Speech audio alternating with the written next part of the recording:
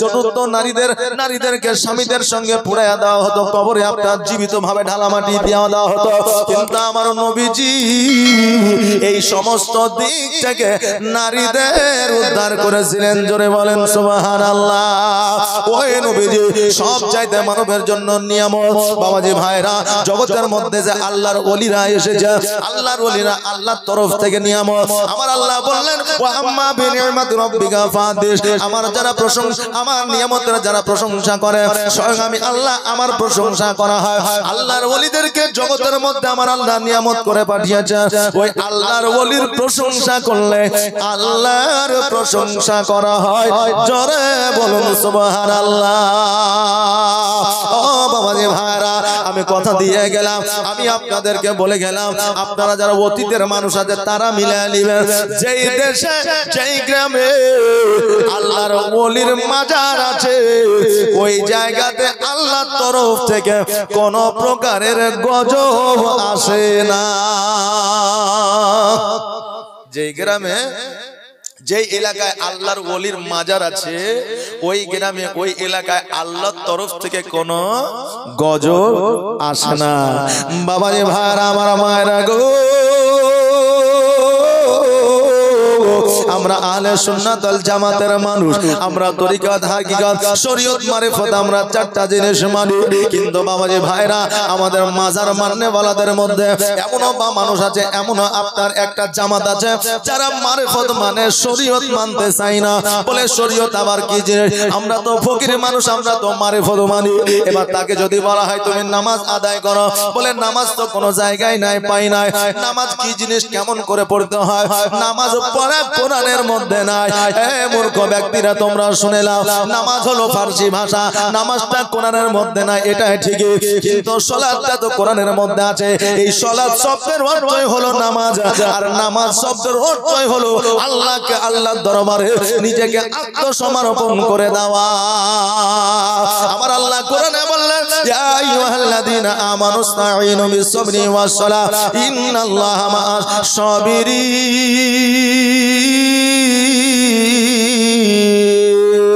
আমার আল্লাহ বললেন হে ঈমানদার বান্দাগণ, তোমরা ধৈর্য অবলম্বন করো, তোমরা ধৈর্য ধারণ করো।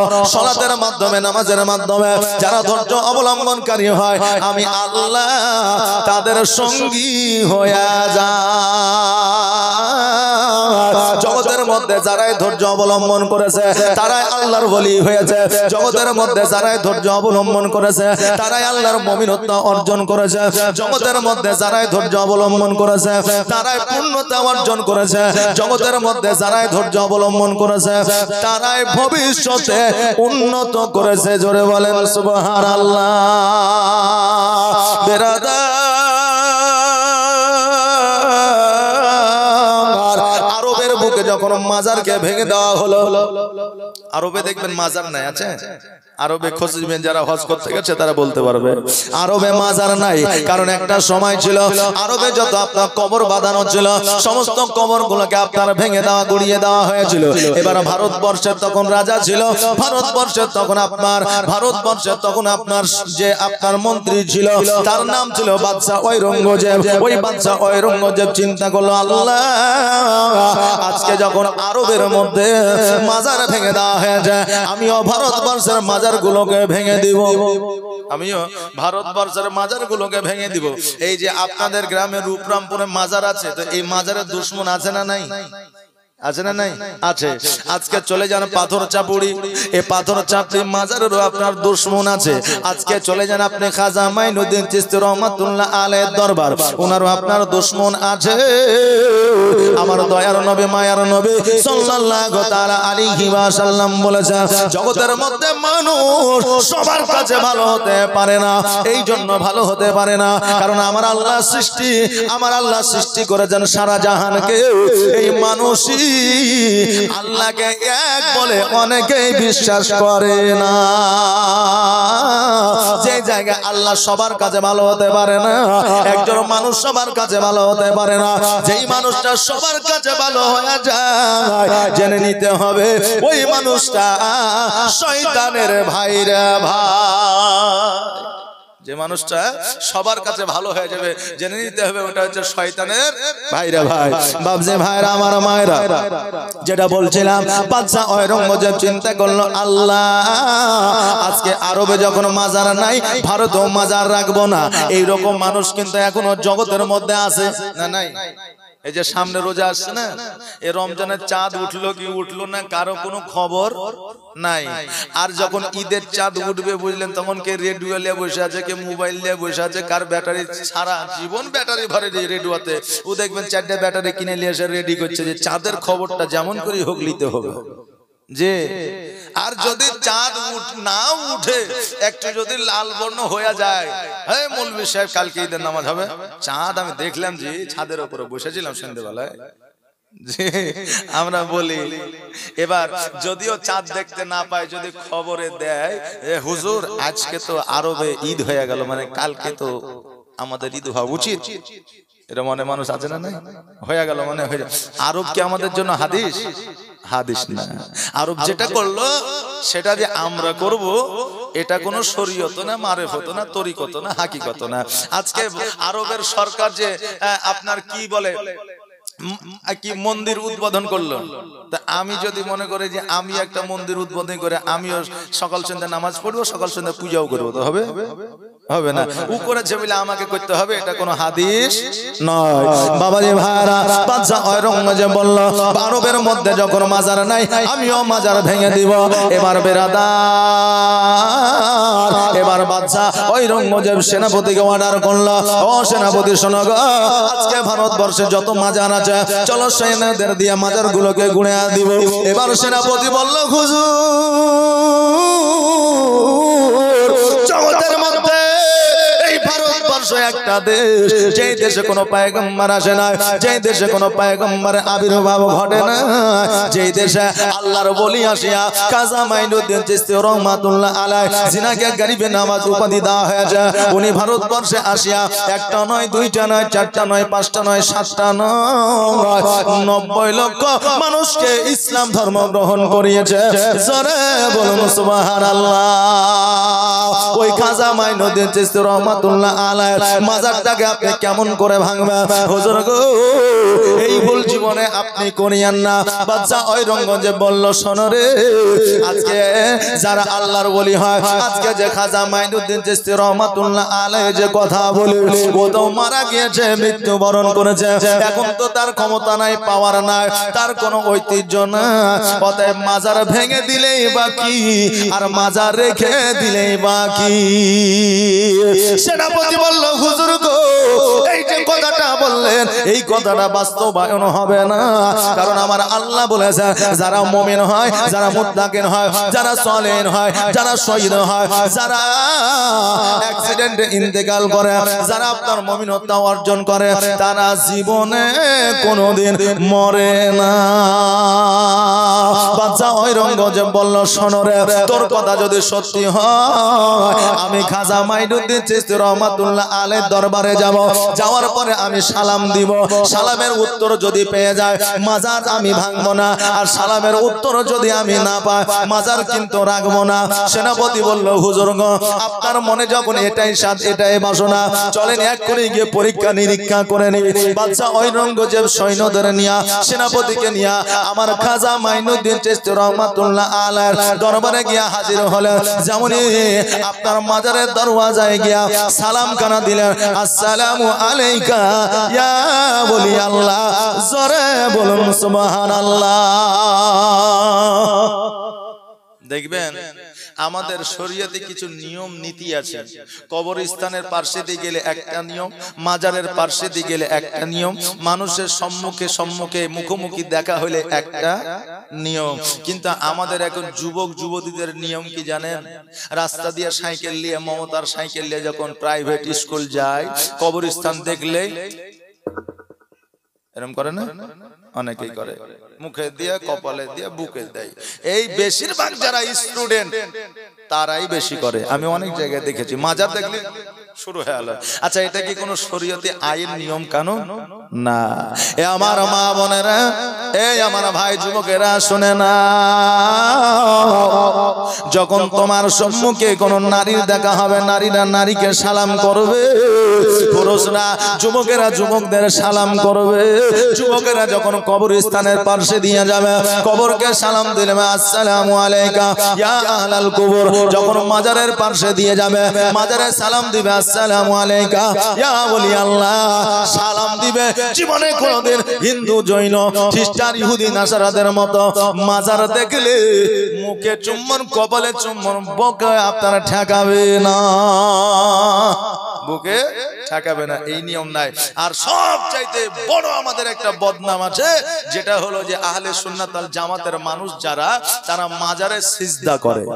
জি, এই বদনামটা আমাদের আছে। কিন্তু আমি আজও পর্যন্ত দেখলাম না যে কোনো মাজারে আহলে সুন্নাত ওয়াল জামাতের মানুষ সিজদা করে। আমরা বহু মাজার ঘুরেছি, আর আমিও একজন ওলি প্রেমিক, আমিও একজন পীর প্রেমিক, কারণ আমিও কারো না কারো মুরিদ। কথা কি বুঝতে পারলেন? অতএব যারা এখনো ভুলবশত মাজারে সেজদা করেন, মায়েরা বেশি করে, মাজারে সেজদা করবেন না।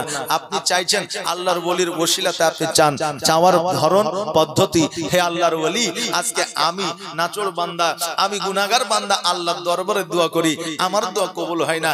আল্লাহর ওলি গো, আমার এই সমস্যা, এই বালা, এই মুসিবত একটু আমার জন্য আপনি যদি আল্লাহর দরবারে দোয়া করে দিয়ে আমার পেরেশানি যদি দূর হয়ে যায়, আমি আল্লাহর হাজারো হাজারো কোটি কোটি শুকরিয়া আদায় করব। জোরে বলেন সুবহানাল্লাহ।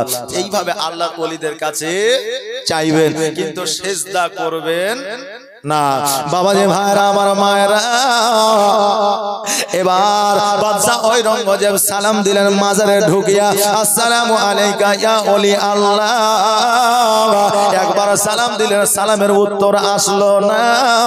দুইবার সালাম দিলেন, দুইবারের বেলা তো উত্তর আসলো না। এ বাবাজি ভাইরা, আমরা অনেক মানুষ আছে আল্লাহর জিন্দা ওলিদের কাছে গেলে আমরা অনেকে মনে মনে নিয়াত করে চিন্তা করি, আল্লাহ গো, আল্লাহর ওলি কেমন, আমি একটু পরীক্ষা করতে চাই। এইরকম অনেক শিক্ষিত কোয়ালিফাইড পারসন লোক আছে, অনেক যুবক আছে, নাই আছে, যে এই যে আল্লাহর ওলি, তো কেমন আল্লাহর ওলি একটু পরীক্ষা করবো। বলে কি পরীক্ষা? বলে আমার পকেটে ক টাকা আছে বলে দিতে, যদি বলে দিতে পারে, না দেখে তো আমি মানবো যে আল্লাহর ওলি। আমি মনে মনে সালাম দিব, এই সালামের উত্তরটা যদি বুঝাইলে যে সালাম দিয়েছে, তাহলে আমি বুঝে নিব যে আল্লাহর ওলি। এরকম অনেক যুবক আছে না, আছে, তাহলে মানে নিব। কারণ এই কিছু মোবাইল, ইন্টারনেটে তাদের মাথায়, তাদের ব্রেনে ঢুকিয়ে দিয়েছে যে যারা মাজার যায়, যারা আল্লাহর ওলি মানে তারা মাজার পূজা করে, এরকম ঢুকিয়ে দিয়েছে। এখন যুবক ছেলেরা এরা বুঝলেন এই মাজারের বিপক্ষে এখন অনেকেই বলছে, কিন্তু মাজার সম্পর্কে, ওলি সম্পর্কে, আল্লাহর গাওস সম্পর্কে এখনো পর্যন্ত তাদের অভিজ্ঞতা নাই। বাবাজি ভাইরা, আপনাদের একটা কথা বলে যায়, কান দিয়ে শুনেলেন, আল্লাহর ওলির কারামাত সবার নসিবে জোটে না। আপনি বলবেন কেমন করে? একটু উদাহরণ দিয়ে আপনাকে বুঝায়া দিই। আল্লাহ জিন আর ইনসানকে তৈরি করেছে, সৃষ্টি করেছে, করেনি বাপ? এই যে আমরা জগতে বসবাস করছি, আমরা মানুষও আছি, জিনও আছে, না নাই? জিনও আছে। আচ্ছা বলেন তো, আমরা কয়জন জিনকে দেখতে পাচ্ছি? দেখতে পাচ্ছি? দেখতে পাই না। যার নসিবে আমার আল্লাহ লিখে দিয়েছে জিনকে দেখতে পাবে, সেই একমাত্র জিনকে দেখতে পাবে, নচেত অন্য কোনো মানুষ দেখতে পাবে না। তার নসিবে, তার তকদিরে যদি জিন দেখা লেখা থাকে, সেই মাত্র দেখতে পাবে। আর যারা জিনকে দেখতে পায়, যারা জিনকে হুকুম করলে জিনেরা শোনে, তারা পৃথিবীর মধ্যে কোটিপতি, আপনার লাখপতি হয়ে গেছে। হয়েছে না হয়নি? হয়ে গেছে। এই জন্য বলি বাবা, সবাই জিনকে আপনার দেখতে পাই না, এটা একটা নসিবের ব্যাপার আছে। কিন্তু আমরা মানি আল্লাহ জিনকে তৈরি করেছে। যদি আমরা মানি না মানি জিনকে তৈরি করে না, মুসলমান থেকে খারিজ হয়ে যাব। ও বাবাজি ভাইরা, ঠিক তেমনই আল্লাহর ওলির কারামত সবারই তকদিরে থাকে না। আল্লাহ যার তকদিরে লেখা দেয়, সেই একমাত্র আল্লাহর ওলির কারামাত দেখতে পায়। আল্লাহর ওলির কারামাত দেখা কি সহজ ব্যাপার নাকি যে আসবো আর আসার পরে বসে যাবার আল্লাহর ওলির কারামত দেখে নিব? তুমি মাজারে আসো, 40 দিন বসো, কোরআন তেলাওয়াত করো, তাহাজ্জুদের নামাজ আদায় করো, নিজের দিলটাকে পরিষ্কার করো, নিজের জীবনটাকে পরিবর্তন করো, তবে আল্লাহর ওলির কারামত দেখতে পাবে। তোমার নিজের জীবনকে পরিবর্তন করলে পরে আল্লাহর ওলির কারামত দেখা তো দূরের কথা, তুমি নিজেই মুমিনত্ব অর্জন করবে। জোরে বলেন সুবহানাল্লাহ। বাবাজি ভাইরা, দুইবার সালাম দিলেন, আসসালামু আলাইকা ইয়া ওলি আল্লাহ। সালামের উত্তর আসলো না। এবার বাদশা ঔরঙ্গজেব বলল, ও আমার সেনাপতি, এবার লাস্টবারের মতো সালাম দিব। এবার যদি সালামের উত্তরটা আসে আমি মানবো আল্লাহর ওলিরা জিন্দা, আর সালামের উত্তর যদি না আসে আমি জানবো আল্লাহর ওলিরা মুর্দা, তাদের মাজার ভেঙে আমি গুড়িয়ে দিব। এবার বললে, হুজুর দয়া করে বলে, অনুরোধ করে বলি আর একবার সালামটা দিয়া দেখে। এবার বাদশা ঔরঙ্গজেব সালাম দিলেন, আসসালামু আলাইকা ইয়া ওলি আল্লাহ। এবার আমার খাজা মাইনুদ্দিন চিশতি রহমাতুল্লাহ আলাইহির মাজার থেকে যেন সালামের উত্তরটা আসে, ওয়া আলাইকুম আসসালাম ওয়া রাহমাতুল্লাহ। জোরে বলুন সুবহানাল্লাহ।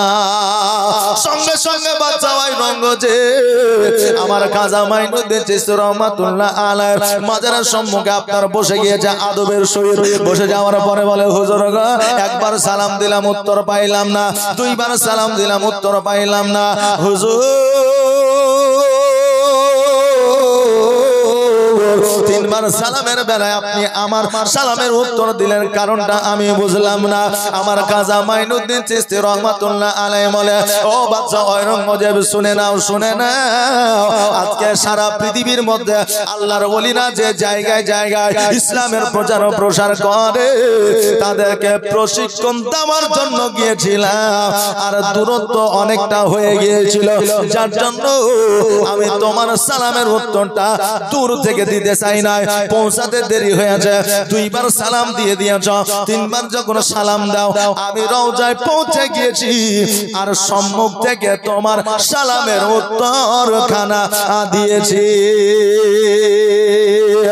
ও বেরাদার, আমার বাদশা ঔরঙ্গজেব বলল, ওই আমার সেনাপতি শুনে নাও, আমি মনে করতেছিলাম যারা আল্লাহর ওলি হয়, যারা আল্লাহর দোস্ত হয়, যারা আল্লাহর মুর্শিদ হয়, তারা মারা গেলে, ইন্তেকাল করলে তাদের জীবনে আর তাদের দেহে আর প্রাণ থাকে না, অতএব তারা মারা যায়। কিন্তু আজকে বুঝে নিলাম, জেনে নিলাম আল্লাহর ওলিরা জিন্দা জিন্দা, তারা কোনদিন মরে না। এই জন্য আমি বাদশা ঔরঙ্গজেব আজকে খাজা মাইনুদ্দিন চিশতি রহমাতুল্লাহ আলাইহির মাজার আমি ভাঙবো না। আমি বাদশা ঔরঙ্গজেব 1 কুইন্টাল 20 কেজি সোনা দিয়া আমি গম্বুজ বানায়া দিব। আজকে খাজা মাইনুদ্দিন চিশতি রহমাতুল্লাহ আলাইহি যে আপনার গম্বুজ আছে, সে আপনার মাজারের সম্মুখে যে গম্বুজটা দেখা যায়, ওই জায়গায় 3 মণ সোনা দিয়ে আপনার ওই গম্বুজটা বানানো আছে, যেটাকে আমরা 1 কুইন্টাল 20 কেজি বলি। ওই 1 কুইন্টাল 20 কেজি সোনা দিয়া আপনার খাজা, আপনার বাদশা ঔরঙ্গজেব গম্বুজটা বানায়া দিয়েছিল। অন্য কোন সরকারের সোনা দেওয়া নয়, অন্য কোন বিদেশিদের সোনা দেওয়া নয়, আমার বাদশা ঔরঙ্গজেব সোনাটা দিয়ে গম্বুজ বানায়া দিয়েছিল। শুধু গম্বুজ বানায়া নয়, সেই দিন থেকে বাদশা ঔরঙ্গজেব এত আল্লাহর ইবাদত বান্দেগি উপাসনা করেছিল, দুনিয়ার মধ্যে ওই বাদশা ঔরঙ্গজেব জিন্দা পীর উপাধি পেয়েছিল। ইতিহাসের পাতা খুলে দেখবেন যে বাদশা ঔরঙ্গজেবকে জিন্দা পীর বলা হয়। কথাটা জানেন? বাদশা ঔরঙ্গজেবকে জিন্দা পীর বলা হয়। আরে আমরা তো পীর মানি, আর মানার পরে অনেকে অস্বীকার করি, কিন্তু বাদশা ঔরঙ্গজেব আপনার খাজা মাইনুদ্দিন চিশতি রহমাতুল্লাহ আলাইহির সাথে যখন ডাইরেক্ট কথা বললেন, তারপরে আল্লাহর উপাসনা শুরু করলেন, আল্লাহর বান্দিকে ইবাদত করতে শুরু করলেন, তিনিও দুনিয়ার মধ্যে আল্লাহর ওলির নৈকট্য লাভ করলেন। জোরে বলেন সুবহানাল্লাহ। আমার মন যাইয়া রে দিল যাইয়া রে মুর্শিদ নিজের দেশে যায়, আমার মন যাইয়া রে যাইয়ার মুর্শিদ নিজে দেশে যায়। ও মুর্শিদ একে আমার ভাঙানা, তার উপরে তুফান ঝলকে ঝলকে উঠে পানি রে, আগের নাও হারি রে, কাঞ্চা বাঁশের বেড়া রে, বাজার লুটায়া নিল চোরে রে, আমার মন মজাইয়া রে, দিল মজাইয়া রে, মুর্শিদ নিজে দেশে যায়। ও মুর্শিদ সবার আছে জায়গা জমি ধন দৌলত নাহি তুমি, আমার মনে আছো শুধু তুমি রে, জীবনে মরণে ঠাই দিও মুর্শিদ চরণে, জীবনে মরণে ঠাই দিও মুর্শিদ চরণে, তুমি বিনে যেন মরি রে, আমার মন মজাইয়া রে, দিল মজাইয়া রে, মুর্শিদ নিজে দেশে যায়। ও বাবাই ভাইরা, আজকে জগতের মধ্যে অনেক মানুষ আছে যারা বলে থাকে আল্লাহর ওলি যারা হয়, আল্লাহ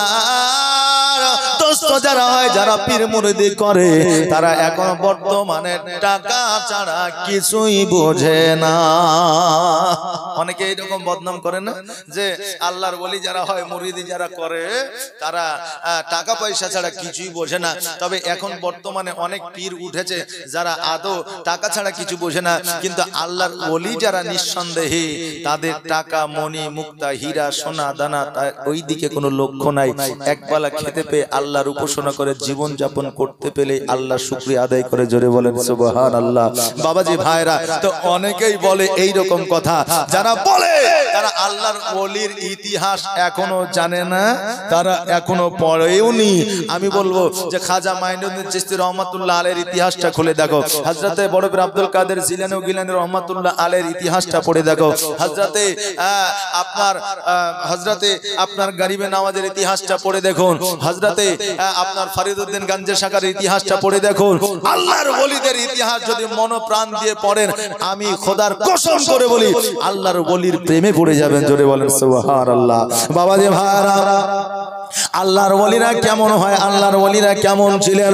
আজকে বেরাদার যখন 6 বছর বয়স, আমার বড় পীর আব্দুল কাদের জিলানী ও গিলানী রহমাতুল্লাহ আলাইহি, ওনার মা উম্মুল খায়র মা ফাতেমা, উনি চিন্তা করে আল্লাহ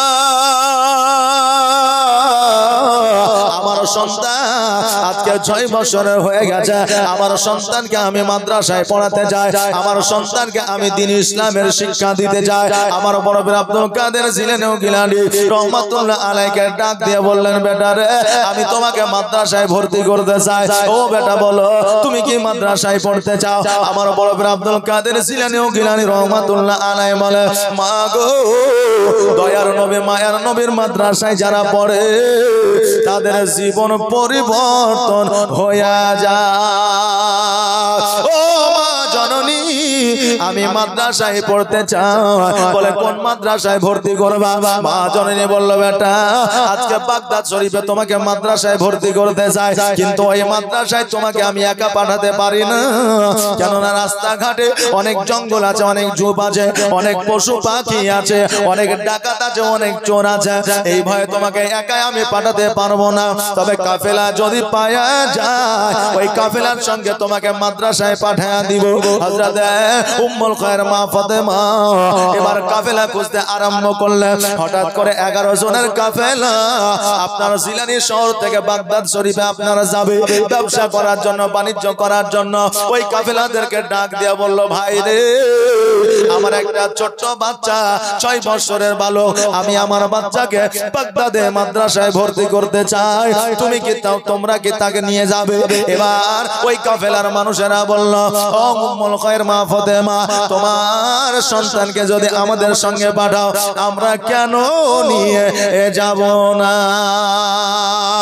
আমার উম্মুল খায়ের মা ফাতেমা বাড়িতে আসলেন। আমার বড় আব্দুল কাদের জিলানী গিলানী রাহমাতুল্লাহ আলাইহি গোসল বানায় দিলেন, সুরমা লাগায়া দিলেন, মাথায় টুপি পরায়া দিলেন, পাঞ্জাবি পায়জামা পরায়া দিলেন। আর আমার বড় আব্দুল কাদের জিলানী গিলানী রাহমাতুল্লাহ আলাইহি দুই বগলে 8টা করে 16টা দিনার সেলাই করে দিলেন। এবার সেলাই করে দিয়া আমার বড় আব্দুল কাদের জিলানী গিলানী রাহমাতুল্লাহ আলাইহি বললেন, ও বেটা শুনে নাও, শুনে নাও, আজকে এই দুই বগলে তোমার 8টা করে 16টা দিনার সেলাই করলাম। এই কারণে রাস্তাঘাটে যদি ডাকাতে চোরে তোমাকে যদি আক্রমণ করে তোমার পকেট সার্চ করবে, পকেট তোমার চেক করবে, পকেটে টাকা পাবে না, তোমার বগল চেক করবে না, অতএব টাকাগুলো তোমার চুরি হবে না। এই জন্য তোমার বগলে সেলাই করে দিলাম। মাদ্রাসায় যাইয়া তুমি টাকাগুলো বাহির করে তোমার মতো করে তুমি খরচ করিও। হযরত বড় আব্দুল কাদের জিলানী ও গিলানী রাহমাতুল্লাহ আলাইহি কাফেলার সঙ্গে যেন আপনার চলতে আরম্ভ করলেন। এবার কিছু দূর যাওয়ার পরে যখন বন জঙ্গলের মধ্যে আপনার ঢুকে গেছে, এবার ডাকাতেরা যেন আপনার হানা দিয়েছে, ডাকাতেরা যেন তাড়তে আরম্ভ করেছে। সমস্ত কাফেলার মানুষেরা এই দিক থেকে সেই দিক যেন আপনার ছোটাছুটি করতে লেগেছে। কারণ প্রত্যেকের কাছে টাকা আছে, পয়সা আছে। জি, কারণ ব্যবসা করতে গেলে তাদের কাছে টাকা থাকে, পয়সা থাকে, প্রত্যেকের কাছে টাকা আছে, পয়সা আছে।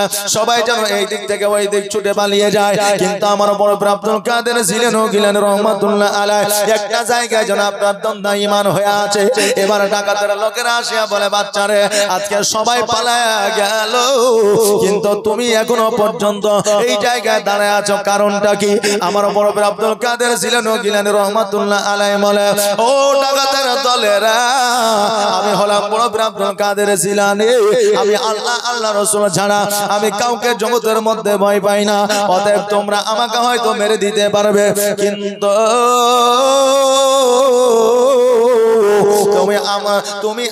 আমাকে হয়তো মেরে দিতে পারবে, তার বেশি কিছু করতে পারবে না। কিন্তু আমার আল্লাহ যদি হায়াত দিয়ে দেয়, তোমরা যতই চেষ্টা করো আমাকে মারতে পারবে না।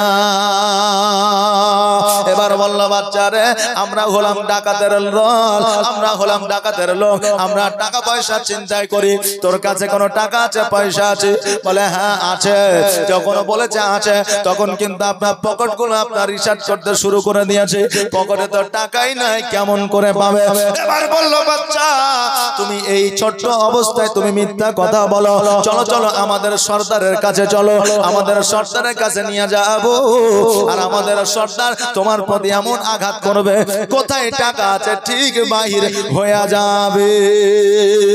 আমার বড় আব্দুল কাদের জিলানী গিলানী রাহমাতুল্লাহ আলাইহি ওই আপনার ডাকাতের সর্দারের কাছে নিয়ে যাওয়া হলো। এবার ডাকাতের সর্দারের কাছে যখন নিয়ে গেল, ডাকাতের সর্দার বলল, বাচ্চারে তোমার কাছে কি টাকা আছে, পয়সা আছে? বলে হ্যাঁ আছে। বলে কোথায় আছে? আমার লোকেরা তো তোমার কাছে টাকা পাইলো না। এবার বলল, আমার মা আমার দুই বগলে 8টা করে 16টা দিনার সেলাই করে দিয়েছে। এবার ডাকাতের লোকেরা যখন বগলে হাত দিয়ে দেখছে, দেখছে যেন টাকা আছে, পয়সা আছে। ডাকাতের সর্দার বলল, আব্দুল কাদের জিলানী আজকে যদি তুমি মিথ্যা কথা বলে দিতা, আমার কাছে টাকা নাই, পয়সা নাই, আমরা বাচ্চা ছেলে তোমাকে ছেড়ে দিতাম, তোমাকে খুন করতাম না, মেরে দিতাম না, তোমার প্রতি অত্যাচার করতাম না। অতএব মিথ্যা কথা না বলে তুমি সত্যটা কেন বললে? আমার বড় আব্দুল কাদের জিলানী গিলানী রাহমাতুল্লাহ আলাইহি বলে, ও ডাকাতের সর্দার শোনো, আমার মা ওই রকম শিক্ষা আমাকে দেয় নাই। আমার মা আমাকে বলে দিয়েছে, বেটা রে, যদি তোমার দর থেকে গর্দানটা আলাদা হয়ে যায়, যদি তোমাকে মৃত্যু বরণ করতে হয়, জীবনে মিথ্যা বলবে না। আর আমাদের বাচ্চারা যখন মাঠে বাজারে হাটে যায়, আর যাওয়ার পরে কোনো জিনিস যদি চুরি করে নিয়ে আসে, মাঠে ঘাস করতে গেল, যাওয়ার পরে বুঝলেন বেগুনের জমি থেকে একটা বেগুন ছিঁড়ে নিয়ে চলে এলো। এখন মাকে বলছে, মা গো এই বেগুনের ভুঁই থেকে একটা বেগুন নিয়ে এসেছে। তো মা বলবে না যে কেন লিয়ে আলি, ওই মা ঘুরিয়ে বলবে, আর দুটা নিয়ে আসতে পারিস না। হ্যাঁ, যে আর দুইটা নিয়ে আসতে পারিস নি, কারণ হইলো যে আর যদি দুইটা নিয়ে আসতে তাহলে হয়তো সবজি তরকারিটা একটু বেশি হয়ে যায়, একটা থেকে সবজি হয় এইরকম মায়েরা বলবে। কিন্তু আমার উম্মুল খায়র মা ফাতেমা কেমন মা ছিলেন দেখেন। আমার বড় ভাই আব্দুল কাদের জিলানী বলতেছে আমার মা আমাকে ওই রকম শিক্ষা দেয় নাই। আমার মা বলে দিয়েছে জীবনে কোনোদিন মিথ্যা বলবে না, এই জন্য আমি মিথ্যা কথা বলবো না। শুধু এটাই নয়, যারা মুসলমান হয়, যারা আমার নবীর কলমা পড়েছে, যারা আমার নবীর কলমা পড়ে নিয়েছে, তারা জীবনে মিথ্যা বলবে না। এখন বর্তমানে এমনও মুসলমান আছে দিনে রাতে 24 ঘন্টায় কটা সত্য কথা বলেছে এটাই জানে না। দু চারটা মিথ্যা বললে হয়তো মুখস্থ থাকে নাকি, কিন্তু 24 ঘন্টায় মিনিটে মিনিটে মিথ্যা কথা। ওকে যদি বলা হয় যে সারাদিন রাত 24 ঘন্টায় কতটা মিথ্যা কথা বলেছিস, বলে মনে নাই। জি, এত মিথ্যা কথা বলে। বাবাজি ভাইরা, এবার ডাকাতের সর্দার বলল আব্দুল কাদের জিলানী শুনে নাও, শুনে না, আজকে তুমি বাচ্চা ছেলে হইয়া যদি তুমি মিথ্যা কথা না বলতে পারো, আমি এত বড় হয়েছি, আমার মা কিন্তু আমাকে এই রকম শিক্ষা দেয় নাই। কারণ কারো মা ছেলেকে চোর শিক্ষা দেয় না, ডাকাত শিক্ষা দেয় না, খুনি করে না, মুচি করে না, আপনার মুড়ি পরিষ্কার করা শিখায় না। শিখায় কোন মা বাপ ডাকাতি করা, চুরি করা শিখাবে? চোর বানাবে? ডাকাত বানাবে? হ্যাঁ, বানাবে না। মুচি করবে, চটি সেলাই করা শিখাবে? শিখাবে না। মা বাপ তো চায় যে আমার ছেলে বড় হোক, মাস্টার হোক, ডাক্তার হোক, প্রফেসর হোক, ইঞ্জিনিয়ার হোক, আলেম হোক, ওলামা হোক, পীর সাহেব হোক, বিভিন্ন মায়ের চিন্তাধারা বিভিন্ন প্রকারের। কিন্তু মুচি করব, চোর করব, ডাকাত করব ইত্যাদি এইরকম চিন্তাধারা মায়েদের থাকে না। কিন্তু ছেলেরা যখন চোর, ডাকাত, মুচি হয়ে যায়, তাদের কর্মের ফলে তারা কিন্তু হয়। কারণ মা বলেছে বেটা লেখাপড়া কর, বাচ্চা পড়েনি। যখন ক্লাস 5 এ 6 এ গেছে বলে বেটা স্কুল যা, স্কুল যাব না, গেছে কোথায়? রাজমিস্ত্রি কাজে। লাস্ট পর্যন্ত তাদের কর্মের জন্য তারা সেই জায়গায় পৌঁছে যায়। কিন্তু পিতামাতা কোনোদিন খারাপ পথ দেখায় না। পিতামাতার পথ মোতাবেক যদি আপনার ওই সন্তান চলে, কথা যদি শোনে, দেখবেন ওই সন্তানের ভবিষ্যৎ উজ্জ্বল হয়ে যাবে। জোরে বলেন সুবহানাল্লাহ। বাবা রে ভাইরা, ডাকাতের সন্তান বলল মা কিন্তু আমাকে এই রকম শিক্ষা দেয় না। ও আব্দুল কাদের জিলানী, আজকে থেকে আমি কথা দিলাম, আজকে তোমার মা তোমাকে যেমন মিথ্যা কথা বলতে বারণ করেছে, তুমি মিথ্যা বলো না। আমার মা কিন্তু আমাকে ডাকাতি শিখায় নাই, আমিও আজকে থেকে ডাকাতি করবো না, মিথ্যা কথা বলবো না, সত্য কথা বলবো। আমার মুরব্বি আব্দুল কাদের জিলানী রহমাতুল্লাহ আলাইহি বলে, ও ডাকাতের সরদার, এই কথাতে কাজ হবে না, হবে না। কারণ হইল এই রকম কথা অনেকেই বলে কিন্তু বাস্তবায়ন করতে পারে না। দেখবেন অনেক মানুষ আছে রাত্রি বেলায় বিছানায় শুয়ে গেল আর মনে মনে ভাবতে লাগলো যে আগামী কালকে থেকে নামাজ পড়বো, রোজা করবো, আর নামাজ ছাড়বো না, রোজা ছাড়বো না, কারণ জীবনে অনেক পাপ করলাম, গুনাহ করলাম। এবার রাত্রি বেলায় যখন ঘুমায়া যায়, সকাল যখন হয়ে যায়, আবার আগের দিন যেমন ছিল পরের দিনও তেমনই হয়ে যায়। হয় না? হয় না? হয়ে যায়। আমার বড় ভাই আব্দুল কাদের জিলানী রহমাতুল্লাহ আলাইহি বলে, ও ডাকাতের সর্দার শোনো, তোমার মুখের কথাই হবে না, তুমি যতক্ষণ পর্যন্ত ইহদিনাস সিরাতাল মুস্তাকিমের পথের প্রতীক না হবা। আর ইহদিনাস সিরাতাল মুস্তাকিমের পথের প্রতীক হইতে গেলে সর্বপ্রথম আমার নবীর কালমা পড়তে হবে। তুমি যদি নবীর কালমা পড়তে পারো তবে তুমি সত্য পথের প্রতীক হবে। ডাকাতের সর্দার বলল আব্দুল কাদের জিলানী, ও বড় পীর শোনো গো, আর দেরি নয়, দেরি নয়, তুমি জলদি করে তোমার প্রিয় হাবিবের, আমার প্রিয় হাবিবের, সারা জাহানের হাবিবের কালেমা খানা আমাকে জলদি করে তুমি পড়ায়া না।